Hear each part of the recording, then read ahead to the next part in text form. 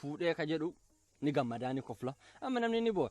Kan kennu ni maal jettanii kana heerumsiifatee ni kofla. Baan inni immoo gurbaan fuudhu ni boo'a. Maaliif moo jechuun kaa duraan waan dubartii bira dura. Anamma gara kiyyaa akkamitti ilaala beektanii? Akkatti ilaala.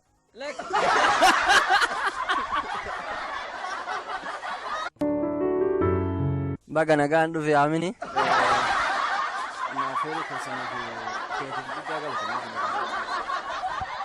Okay, rakkina qomee akka aadaa Oromoo keessatti fuudhaaf heerumni kun aadaa garaagaraa qaba akkuma naannooti. Mee akka naannoo keessanitti aadaan fuudhaaf heerumaa kun akkam? Mee haala amma biyyattii jiru kan ilaalchisee yaada nuu kenna. Maayikillee hin qabdani nama jala qabdani. Biyya jiru. Duraan biyya keenyatti namni fuudhee ka jedhu ni gammadaa ni kofla amma namni ni boo'a. Kan kennu ni maal jettanii kana heerumsiifatee ni kofla. Baan inni immoo gurbaan fuudhu ni boo'a. Maaliif moo jechuun kaa duraan waan dubartii bira duraan eegasantu isa bira jira? Lakkisanii miti. Qarshii 100 kiyyaa fuudhee jedheeti booya. Duraan immoo abbaatu intala xiyya ni horata moo horatu fa'aa akkas jedheeti booya. Abbaan akkas taa'ee yoo dhiira sadii fa'aa qabaate solama durba keessaa taate 100 gurguradhee jedhe. Dubartii dhiiruma sana gara dubartiiti kajeelaa jechuudha. Birriif jecha.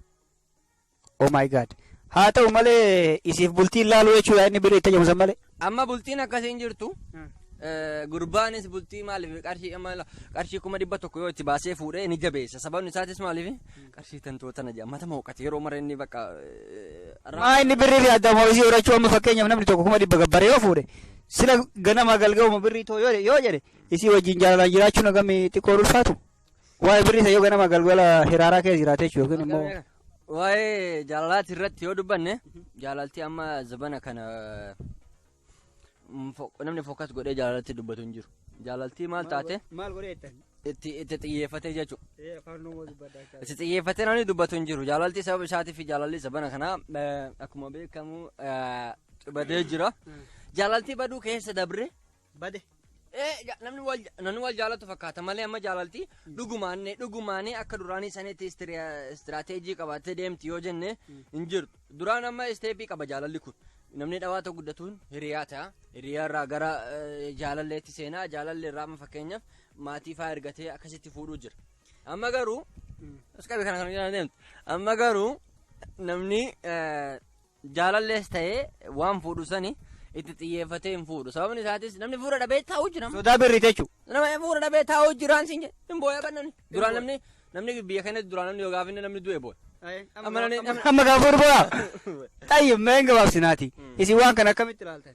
Kuni sirrii miti. Namni gaafa namni du'e booya dhiisee jira. Anamma gara kiyyaa akkamitti ilaala beektanii? Akkatti ilaala.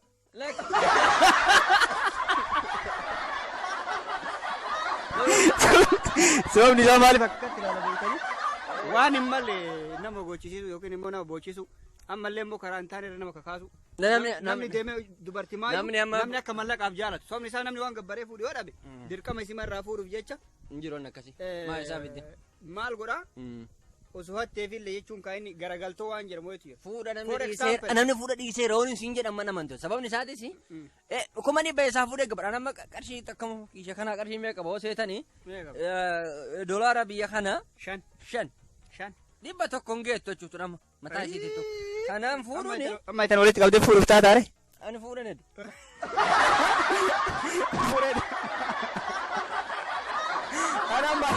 Anaan maara kana irraa ka'e akkamitti ilaaltaa jennaan akkatti ilaala.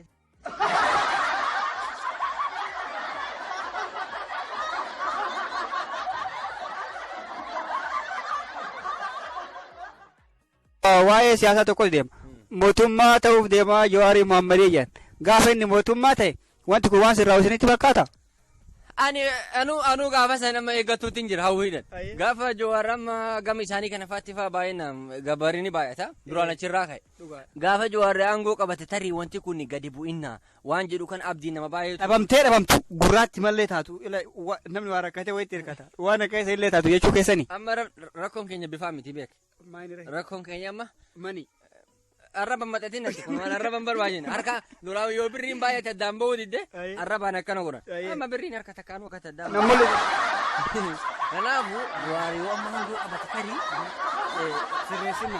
sirreessina dhagaa waan dhabamee dhabu dhagaa bu'uuraa nuu kaa'inna dhagaa bu'uuraa nyaala dhagaa waan hungoon amma lakka Jawaariyoo amma mararaa fa'aa wajjin warri kaafaa kun abaa'oo walitti deebi'uudhaan jedhanii eleekshin maal jedhaniitti dubbatu jiranii gaafa jarri kun walitti deebi'e tarii wanti kun sirraa'inaa yoo jenne gaafa kontirool godhuun ooluu jettanii yaaddan. Kontirool jechuun kun nama isin ingiliffatti isin harkaa bakka malee anama gaasan fuudhuuf hin ta'a maaliif hin fuudha? Gaafa san kontirool goota. Kontirool iyyuu godhu gaafa san akkanumatti fuudha. Kontirool amma ta'u jirra amma sammuu kontirool goonee jiraachuu jirra fuudharra. Ana qofaa miti. Namoonni baay'een amma sila amma akka anis barsanuma. Atillee hin fuune. Fuudhullee kaa.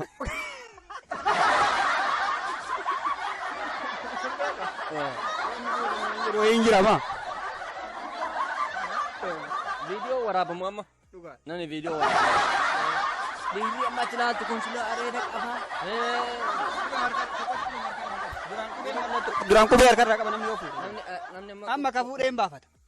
Maaliif deddeebiin qubeen daafni yookaan gold isiin jedhamu kun amma sun ingiliffaaniya. Ziinkee dhuuf deemte ziinkiin albuuda miti wannidha kun almuhum qubeen barra qaalooyitee jirti. Jaartii malee namni qubee diratu ni kanumarraa jaartii fi qubeelleen baddeettaniire.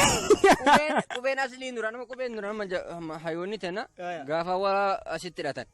Ani ijoollee hin heerumne jedha. Lammaffaa qabame ka duuka asitti hidhatanii maal jedhanii kana inni kaa yookaan nama tokko bakka nama bakka kiyya jira nama biraan ciisuu hin dandeessudha. As gaafa ga'ee mollakki ilma tokko fa'aa qabaachuu oolis. Tartiiba qaba jechuudha. Har'a amma qubeen harka isaanii har'a amma hin jirtu jechuudha. Amma hin gabroomte naan hin jeenaatti waan kana amaariffatti hin beeka. Lijnaan yeejaan gaafa xiqqaa kana. Gabrummaa sammuutiin naan hin jeen. Gabrummaa sammuutiin jeenaati. Kottee miila taatirraa haala keessa kanaatti gabroomfate. Anamoo. Maal jennaan adda kiyya miliikna argee maala. Miliiksi arguu baatus miidhamtee jirti. Gabaabumatti amma namni gaafa namni du'e boo'uu dhiise gaafa fuudhu boo'aa jechuudha. Kanaafuu yoo amma dubbii kana sumaan xumurraati furmaanni jiru maa inni tarreessin gara waan xumurruu wayi furmaata maalirraan xumuru. Maayikiin qabda rakkoon keessan. Kanuma oodha. Afaan nan kaayin. Namni amma maal godhuu qaba. Abbaan ijoollee dhalchee akkuma ilma isaatti fuudhutti kaanillee kennuu qaba. Wafqiin nuu qooduu qabanii jettani. Bilaashatti jechuudha wafqiin maayini. Arabii ta'itti. Wafqiin ani beeku waan isa. Bilaashatti nan yookaan tolatti. Ayyee kabajamtoota teenna har'a dubbii